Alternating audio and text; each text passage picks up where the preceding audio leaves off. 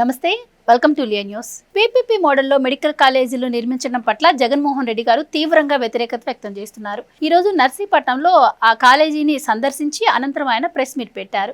మరి ఆ press meet ని క్లోజ్ గా అబ్జర్వ్ చేసిన వాళ్ళకి ఎవరికైనా అర్థమవుతుంది, ఆయన వెనుకున్నటువంటి బిల్డింగ్లు కేవలం స్లాబులు మాత్రమే కనిపిస్తున్నాయి. ఇదంతా తీసి పక్కన పెడితే మేము మేనేజ్మెంట్ కోటాలో తక్కువ ధరకే మెడికల్ సీట్లు ఇచ్చామని, మరి కూటమి ప్రభుత్వం పీపీపీ మోడల్లో కాలేజీలు నిర్మిస్తే అది మొత్తం ప్రైవేట్ పరం అవుతుంది కదా అని చెప్పి ఆయన అంటున్నారు. అంటే మేనేజ్మెంట్ కోటా కింద ప్రైవేటు పరం చేస్తే తప్పులేదు, కానీ పీపీపీ మోడల్లో ప్రైవేటు పరం అవుతుంది అని చెప్పి జగన్మోహన్ రెడ్డి గారు ఎలా ఆరోపణలు చేయగలరు అన్న ప్రశ్న కూడా ఉత్పన్నమవుతుంది. ఏదేమైనా కూడా మరి ఆయన జిల్లాకు మెడికల్ కాలేజ్ నిర్మించాలని అనుకున్నారని, దానికి ఇప్పుడున్న ప్రభుత్వం దాన్ని ప్రైవేటు పరం చేస్తోందని, సిగ్గు బుద్ధి ఉంటే చంద్రబాబు గారు ఈ నిర్ణయాన్ని వెనక్కి తీసుకోవాలని, లేకపోతే చరిత్రహీనుడిగా మిగిలిపోతాడని అంటున్నారు.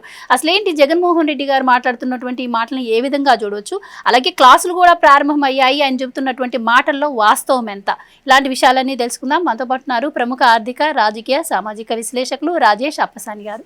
నమస్కారం సార్. నమస్కారం సార్. జగన్మోహన్ రెడ్డి గారు, నేను కొన్ని మెడికల్ కాలేజీలు నిర్మించాను, అందులో 3 బ్యాచ్లు కూడా ఇప్పటికీ ఎడ్యుకేషన్ పూర్తి చేసుకున్నాయి, అలాగే నేను ఇవే కంటిన్యూ అయితే ఇంకా సంవత్సరానికి 150 సీట్లు అట్లా విద్యార్థులకు వచ్చి ఉండేవి, పేద ప్రజలకు విద్యను దూరం చేస్తున్నారు అని చెప్పి ఆయన ప్రధానంగా ఆరోపణలు చేస్తున్నారు. ఈ నిర్ణయాన్ని వెనక్కి తీసుకోవాలని గతంలోనూ ఆయన సవాల్ విసిరారు, ఇప్పుడు కూడా సవాల్ విసురుతున్నారు.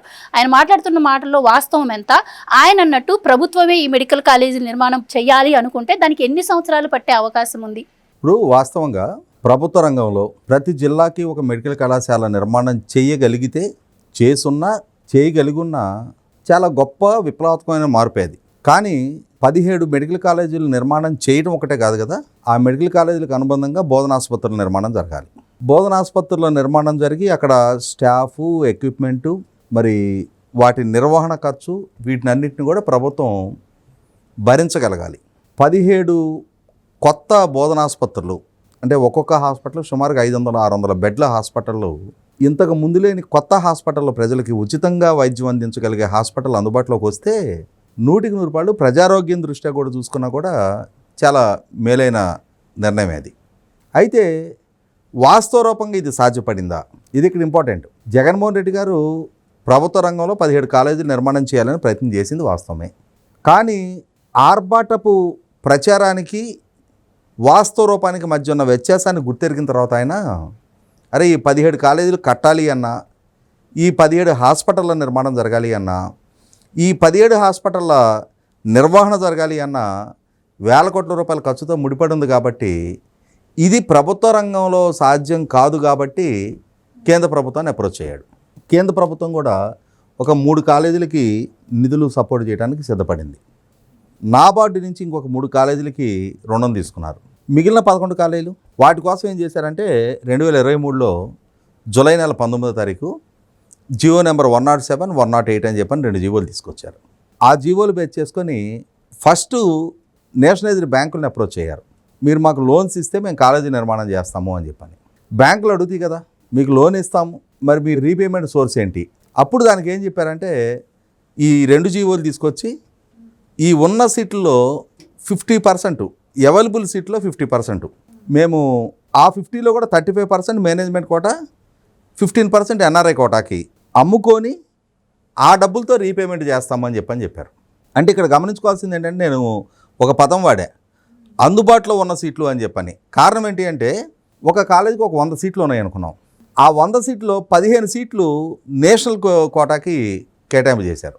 రిమైనింగ్ 85లో దాన్ని 100% అనుకుందాం, ఆ 85ని దాంట్లో సగం ఓపెన్ కేటగిరీ కింద, రిమైనింగ్ సగం management quota and NRI quota, ఇలా కేటాయింపులు చేశారు. ఇప్పుడు ఏమవుతుంది, ప్రభుత్వ కాలేజీ రూల్ ఆఫ్ రిజర్వేషన్ అమలు జరగాలి కదా. నీకు మేనేజ్మెంట్ కోటా, ఎన్ఆర్ఐ కోటాలో రూల్ ఆఫ్ రిజర్వేషన్ ఏం అమలు జరుగుద్ది? డబ్బులు పెట్టి కొనుక్కునే దాంట్లో రిజర్వ్డ్ కేటగిరీ పిల్లలు ఎఫర్ట్ చేయొచ్చు, చేయలేకపోవచ్చు. సో ఎవడో డబ్బు పెడితే వాడిది అవుద్ది సీటు. మనకు ఒక సామెత ఉంది కదా, కర్ర గలాడితే బర్రె అంటారు. అలాగే డబ్బు గలాడితే సీటు. డబ్బు లేదు, నాకు కేవలం వెనకబడ్డ కులం, వెనకబడ్డ సామాజిక వర్గం, షెడ్యూల్డ్ క్యాస్టు, షెడ్యూల్డ్ ట్రైబ్ అని చెబితే ఆ కేటగిరీలో రాదు. ఆ కేటగిరీలో ఎవరికి వస్తుంది? ఈ సగం సీట్లోనే వస్తుంది, కేవలం 42 సీట్లు అంతే. ఇది ఆయన సామాజిక న్యాయానికి ఇచ్చిన ప్రాధాన్యత. ఇప్పుడు నీకు సంకల్పం ఉంటే సరిపోదు, సంకల్పాన్ని అమలు చేయగలిగే చిత్తశుద్ధి అంకితభావం కూడా ఉండాలి. ఉంటే నువ్వేం చేసేవాడివి, నువ్వు ఏయో ఒక ఖర్చుని తగ్గించుకొని ప్రాధాన్యత క్రమంలో వీటి కేటాయింపులు చేసి ఉండేవాడివి. నువ్వు కేటాయింపులు చేయకుండా first time in the history ప్రభుత్వ కళాశాలలో మేనేజ్మెంట్ కోటా అనేది నేను ఎప్పుడూ ఎక్కడా వినలా, ఎక్సెప్ట్ జగన్మోహన్ రెడ్డి గారి టెన్యూర్లో తప్ప. ఒక సింపుల్ ఎగ్జాంపుల్ చెప్తాను నేను, దీనికి ఏం రాకెట్ సైన్స్ అవసరంలా. నా కొడుకు 2017లో క్యాట్ రాశాడు. అంటే ఐఐఎమ్స్లో అడ్మిషన్ కోసం క్యాట్ ఎగ్జామ్ ఉంటుంది కదా, అది రాస్తే ఆ క్యాట్ స్కోర్ మీద బేస్ చేసుకొని తనకి ఢిల్లీ పక్కనే గజియాబాద్ ఉంటుంది, గజియాబాద్లో ఐఎంటీ అని చెప్పని అందులో అడ్మిషన్ వచ్చింది. అదే టైంలో ఢిల్లీ యూనివర్సిటీ ప్రెమిసెస్లో డిపార్ట్మెంట్ ఆఫ్ బిజినెస్ ఎకనామిక్స్ వాళ్ళు ఎంబీఏ ఆఫర్ చేస్తున్నారు, దాంట్లో కూడా అడ్మిషన్ వచ్చింది. ఇది purely central university, Delhi central university, government, అది ప్రైవేటు. 6,90,000 ఫీజు అది. ఇందులో ఫీజు ఎంతో తెలుసా, 12,500 రూపాయలు సంవత్సరానికి. ఇందులో జాయిన్ అయ్యాడు మా అబ్బాయి. సింగిల్ రూమ్ అకామిడేషను, హాస్టల్లో కూడా. ఫుడ్డు ఢిల్లీలో నడిబొడ్డున ఉంటుంది, ఢిల్లీ సౌత్ క్యాంపస్ అంటారు, సౌత్ మోతీబాగ్ అని చెప్పని అక్కడ ఉంటుంది, మోస్ట్ కాస్ట్లీ ఏరియా అది. ఆ ఏరియాలో యూనివర్సిటీ ప్రెమిసెస్లో single room accommodation with food 4,600 రూపాయల నెలకి. గవర్నమెంట్ అంటే అది. అంతేగాని నువ్వు సగం మేనేజ్మెంట్ కోటా డిసైడ్ చేసావు. మేనేజ్మెంట్ కోటా కూడా ఫీజులు ఎట్లా పెట్టావు, 12 లక్షల కేటగిరీ, 20 లక్షల కేటగిరీ, 35 లక్షల కేటగిరీ. ఈ 12, 20, 35 లక్షల కేటగిరీ ఫీజులు ఫిక్స్ చేసి నేను గవర్నమెంట్ కాలేజీలు కట్టాను. గవర్నమెంట్ కాలేజీలు కట్టావు, గవర్నమెంట్ కాలేజీలు ప్రతిపాదించావు, కట్టలేక ఈ సగం సీట్లు అమ్ముకునే బేరం పెట్టావు. అంటే ఈ సగం సీట్లు అమ్మి కాలేజీలు కడతాను అని చెప్పని. మీరు లోన్ ఇవ్వండి, ఈ సీట్లు అమ్మి లోన్ కడతాను అన్నావు. ఇవాళ ఎన్డీఏ ప్రభుత్వం ఏం చేస్తుంది, మేము కట్టే పొజిషన్లో లేము, కట్టడం కోసం ప్రైవేట్ వ్యక్తులను ఇన్వాల్వ్ చేస్తున్నాం, వాళ్ళ పెట్టుబడితో కాలేజీలు కడతాం, సగం సీట్లు యథావిధిగా ఓపెన్ కేటగిరీలో ఉంటాయి, సగం సీట్లు మేనేజ్మెంట్ కోటాలో ఉంటాయి. వాళ్ళు పెట్టిన పెట్టుబడికి గాను ఈ సగం సీట్లు అమ్ముకొని వాళ్ళ పెట్టుబడి రిలీజ్ చేసుకుంటారు. నువ్వు ప్రతిపాదించిన దానికి దీనికి మధ్య వ్యత్యాసం ఏముంది, ఇంకొక వ్యత్యాసం ఉంది. నువ్వు ప్రతిపాదించిన దాంట్లో 15% నేషనల్ కోటాకు వదిలిపెట్టావు. ఇక్కడ నేషనల్ కోటా రద్దు అయింది, 100కు 100 రాష్ట్రానికే వస్తాయి. దాంతో ఓపెన్ కేటగిరీలో 11 సీట్లు పెరుగుతున్నాయి, ఈ మేనేజ్మెంట్ కోటాలో 11 సీట్లు పెరుగుతున్నాయి. అంటే ఇవాళ రాష్ట్ర విద్యార్థులకి ఒక్కొక్క కాలేజీకి 22 సీట్లు అదనంగా దక్కుతూ ఉన్నాయి. ఇంకొక మాట కూడా అన్నాడు, ఒక ఫోటో ఇట్లా చూపించి ఈ కాలేజీలు కనుక నిర్మాణం పూర్తయి ఉంటే ఇట్లా ఉండేది అని చెప్పని ఒక ఫోటో చూపించాడు. చంద్రబాబు నాయుడు గారు అమరావతి నిర్మాణం సందర్భంగా ఆయన భవిష్యత్తులో రాబోయే కట్టడాలు ఇలా ఉంటాయి అని చెప్పానంటే గ్రాఫిక్స్ అని చెప్పని ఎద్దేవ చేశాడు కదా. మరి వాళ్ళు దీన్ని ఏమంటారు, అక్కడేమో పునాదులు అటు పెట్టావు, పూర్తయితే ఇలా ఉండేదని చెప్పని ఫోటోలు చూపిస్తున్నావు, దీని గ్రాఫిక్స్ అనరా? అంటే గ్రాఫిక్స్ చూపించి ప్రజలను మభ్యపెట్టావు అని చెప్పని అనుకోవడానికి ఆస్కారం లేదా? ఇవాళ నువ్వు గ్రాఫిక్స్ చూసి మభ్యపెట్టావు, ఎన్నాళ్ళు గ్రాఫిక్స్ మీద మభ్యపెడతారా బాబు? ఏదో ఒక రకంగా వాటిని పూర్తి చేస్తే అక్కడ బోధనాసుపత్రులు కూడా వస్తే నువ్వు చాలాసేపు చెప్పావు. విజయనగరం, పాడేరు, పార్వతీపురం, నర్సీపట్నాల్లో బోధనాసుపత్రులు వస్తే కింగ్ జార్జి హాస్పిటల్ మీద మాత్రమే ఆధారపడకుండా ఎక్కడికక్కడ స్థానికంగా వైద్య సౌకర్యం ప్రజలకు అందుబాటులోకి వస్తుంది కదా అంటున్నావు. ఇప్పుడు పీపీపీ విధానంలో కూడా బోధనాసుపత్రులు వస్తాయి కదా. పీపీపీ విధానంలో కూడా 70% ప్రజలకి బోధనాసుపత్రుల్లో ఫ్రీ ఆఫ్ కాస్ట్ వైద్యం అందుతుంది కదా. ఇక్కడ కూడా నాదే పర్సనల్ ఎగ్జాంపుల్ ఒకటి చెప్తాను నేను. ఇది పీపీపీ విధానం గురించి మాట్లాడుకుంటున్నాం. మంగళగిరి ఎన్ఆర్ఐ హాస్పిటల్ ఉంది, పూర్తి private medical college and hospital అది. అక్కడ 2017 సంవత్సరంలో మా మదర్కి బైపాస్ సర్జరీ జరిగింది. బైపాస్ సర్జరీ జరిగితే ఓపీ ఫీజు 100-150 రూపాయలు, కొన్ని టెస్టులు మహా అయితే 1,000 రూపాయల లోపు, ఇవి మాత్రమే నాకైన ఖర్చు. యాంజియోగ్రామ్ తీసిన డబ్బులతో కూడా కలిపి నాకు ఎన్టీఆర్ వైద్య సేవ తరఫున మొత్తం రియంబర్స్ అయింది. అంటే ఆమెకి ఆ బైపాస్ సర్జరీకి ప్రొసీజర్ కాస్టు ప్రభుత్వం హాస్పిటల్కి పే చేసేసింది. నేను యాంజియోగ్రామ్కి నేను ముందు పే చేశా, ఆ డబ్బులు కూడా నాకు రిటర్న్ చేశారు. లక్షలు ఖర్చు అయ్యే ప్రొసీజర్ అది.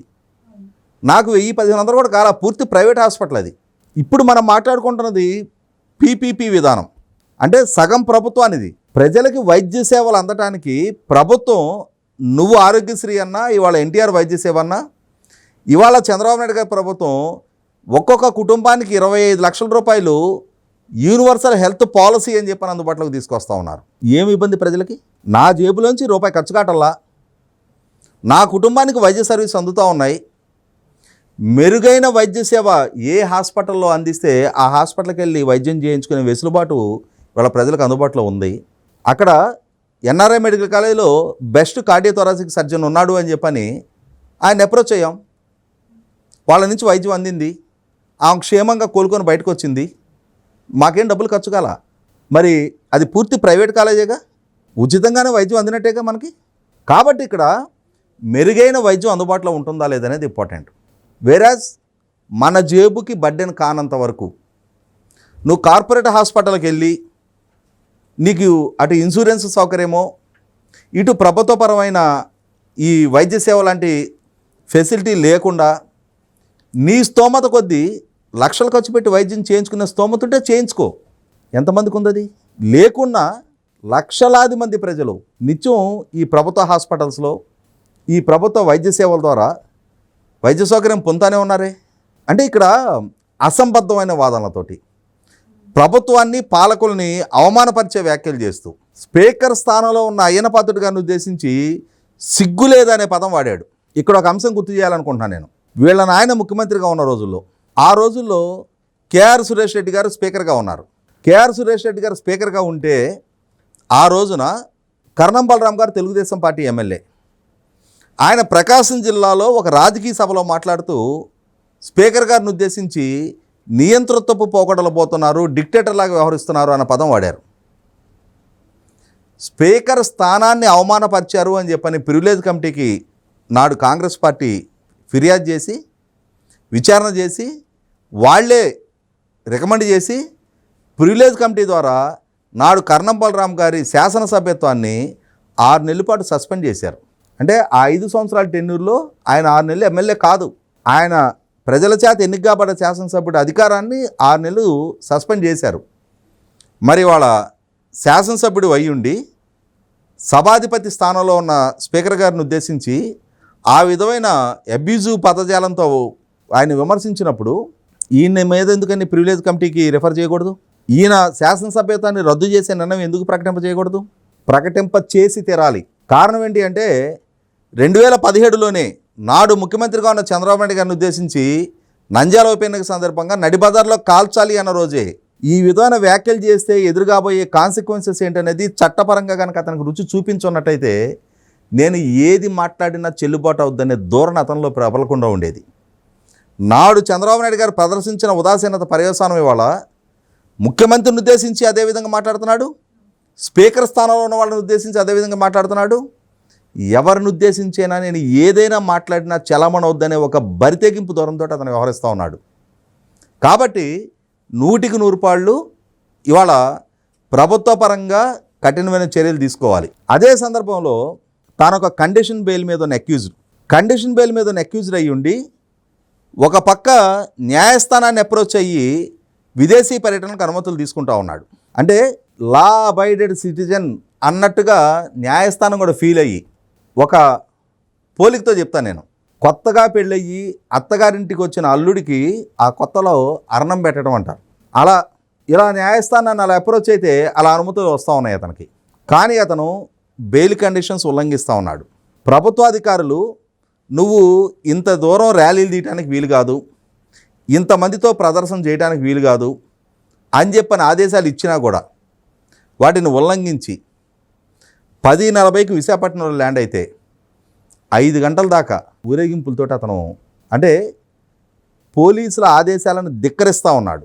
ఇటువంటి ఆదేశాలు ధిక్కరించే వ్యవహారశాలు కనపరిచినందుకు కండిషన్ బెయిల్ మీద అక్యూజ్డ్ అయ్యి ఉండి ప్రభుత్వాన్ని, ప్రభుత్వ అధికారుల్ని, ప్రభుత్వ ఆదేశాలను ధిక్కరించేటప్పుడు అతను బెయిల్ రద్దు చేయమని చెప్పని ఎందుకని ప్రభుత్వం న్యాయస్థానాన్ని అప్రోచ్ కాకూడదు?